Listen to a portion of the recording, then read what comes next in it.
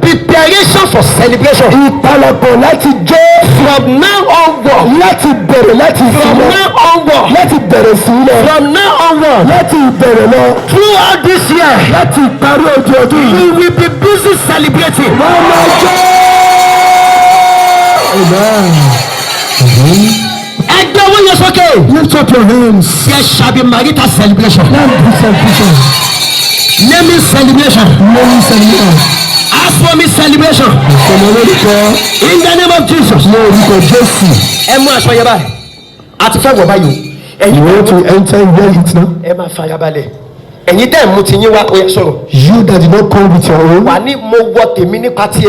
wear my own by the Spirit of God. You that wear your own, I wear it by the Spirit of God. I wear it by the Spirit. No, you are going to me.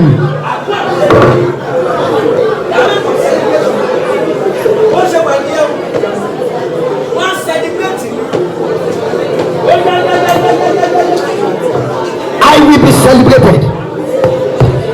celebrated. Oh my God. One collect party. Then new car celebration. Oh yes, I wọlé tó wọ̀nyẹn má wọrí wọlé. Oh need àti lọ bọ̀ kankan lẹ̀ wọlé. Ẹ má lọ ṣẹ́rí àwọn tó yin báńgà yẹn iye wọn ò sí ni. Bó ṣe wà nìyẹn. They don't have the understanding about the spiritual. The money that they are using to start the business of this month, they are using to promote out. Are you right? The one of you please come to the altar. Please fast. Show on the back, please come to the front. Please, you people that don't bring your own, you have waited to the street. Lift up your hands. We want to pray the prayer. As we wear this cloth, you have lift up your hands. Have you lift up your hands? Lift up your hands. Lift up your hands.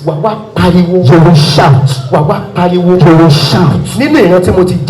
In this definitely has come out from. We write it today. That me, that is testimony as well. In the name of Jesus. In the name of Jesus. I call you to not to you. In my family that I have come out from, I rewrite my story. I rewrite my destiny. I rewrite my future. In the family that I have come out from, the village, the compound that I have come out from, the compound that I have come out from, I rewrite my destiny. It is me that is the new testimony in the name of Jesus. It's my testimony. It's me that testimony. The family that I have come out from, my family that I have come out from, it is my turn. It is my turn to shine. It is my turn to manifest. It is my turn, my glory to manifest. It is my turn, my destiny to manifest. It is my turn to manifest in my life. In the name of Jesus. Lift up your hands. I decree over your life. Oh my, close your eyes, everybody. Did you? Holy Spirit. Mo fẹ́ kó bá mi choose date for ní kankan. Choose date for each and every one of us. Ayẹyẹ ògo ńlá. The celebration of every date. January, February, March, April, May, July, August, September, October, November, December. Ẹgbẹ́ ọwọ́ yẹn sókè. Lift up your hands. Èmi on the one. Èmi on the second. On the one. On the one. Èmi on the one. Today is the beginning of the first day of January. Ẹgbẹ́ ọwọ́ yẹn sókè. Lift up your hands. Èyí on the one. Today is the first. Ọjọ́ tí Isreali kọjá pupa. The day that Israel passed through the Red Sea. Ọjọ́ yẹn ni wọ́n kọ́kọ́ kọrin titun ní ayé. That's the very first day they sing out the song in their life. Mo lo májẹ̀mú ìpè. I enter into that covenant of God. Ẹgbẹ́ ọwọ́ yẹn sókè. Lift up your hands. Oh my God. Ẹ̀mí ìpè bí mo fi sọ̀rọ̀ jáde. I tell that word starting from today. Láti bẹ̀rẹ̀ nínú. Gbogbo yín pátápátá. Every one of us.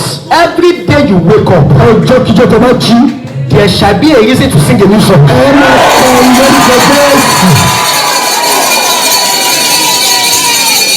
ẹ̀yin wo lẹ fẹ́ kọrin tuntun bíbá. How many of you that want to sing a new song? Lift up your hands. Bẹ̀rẹ̀ sókè. Oh my God. Ẹgbẹ́ ọwọ́ yẹn sókè. Lift up your two hands. Ọmọkùnrin yẹn. Yoga man. O lé owó títí.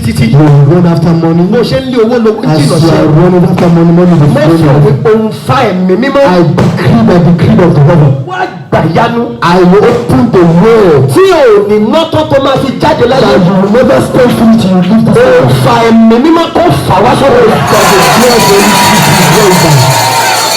I draw it back. Ẹgbẹ́ ọwọ́ yẹn sókè. Lift up your hands. Ọlọ́run olùkọ́ ìfẹ́ Isreali. The one that was Israel. Mo fẹ́ kó dá inú ayẹyẹ sínú ayé I wa. want you to set fire into their life. Ẹ̀yin ò lè fẹ́ inú ayẹyẹ yẹn. How many of you that want this Ó yá máa fire? jó. You're dancing on the Sọ pé èmi lè rí kàn. You will be just because the Máa jó. Ẹ̀rí kò mọ̀ jó. Kò mọ́lẹ̀. Jójú ayẹyẹ. Bẹ́ẹ̀ ni ilé tuntun. Mọ́tò tuntun. Bẹ́ẹ̀ ni bó ṣe wà nìyẹn visa tuntun. Lọ sí Canada, Europe, Australia. Ó yá jójú ayẹyẹ. Èmi lè rí kàn. Mo jójú ayẹyẹ. Bí Ẹ́sítérì ṣe jójú ayẹyẹ ní ààfin ọba. Èmi náà jójú ayẹyẹ. I dance of celebration. Wedding ceremony. Housewarming. Celebration of new car. Celebration of new car. Celebration of new house. Celebration of visa. Visa to UK. To Canada. Ṣọlá jó ìjọ ayẹyẹ. Jó ìkómọ́lẹ̀. Ṣọlá jójó ayẹyẹ ẹkùnmọ́lẹ̀ gbígbà tó ń gbé lọ sọ́tà. Thank you Jesus. Olúwa ṣe. Ẹ ṣe bẹ́ẹ̀ gbogbo yàn. Look up your hands with me. I just want to say.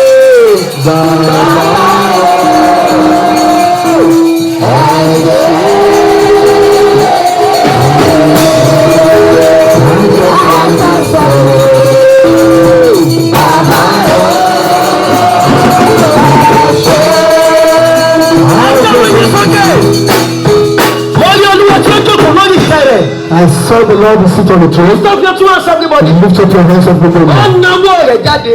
Stretch up your hand. Pásítọ̀tì rẹ tó wá lójú àlá tí ò ní Passport that you are looking for in your dream. Ìwọ ọmọkùnrin. Do that now. Kó tí pásítọ̀tì yẹn wà. In that hand of masculine. Àgbàwé gúnlẹ̀. I call you for us in the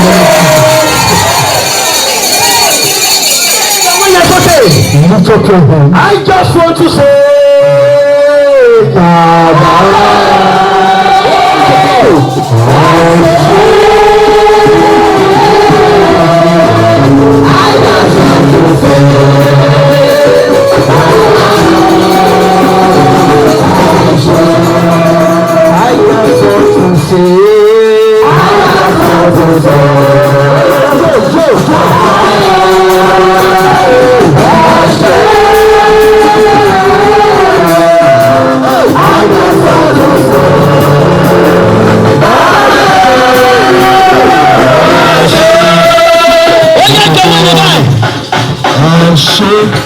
Ẹ máa farabalẹ̀. Olúwa ẹ tóbi.